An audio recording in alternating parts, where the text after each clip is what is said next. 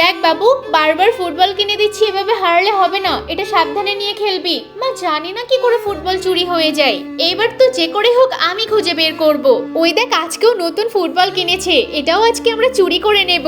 আরে ওরা গেলটা কোথায়? বাবু সাবধানে বলটা মারবি।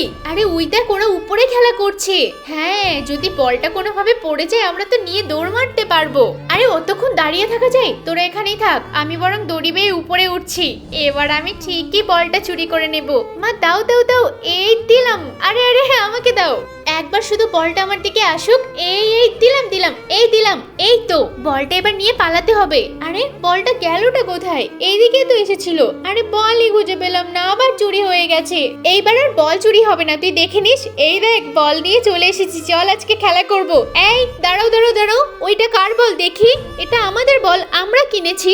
তাই নাকি? বাজার থেকে কিনেছো তাই না? এখানে কি লেখা আছে পড়ো তো। আমার ছেলের ফুটবল। ওরে বাবারে, নাম লিখে রেখেছে। আমরা পালাই এখান থেকে। হ্যাঁ হ্যাঁ, এবার চুরি করলে কিন্তু খবর আছে।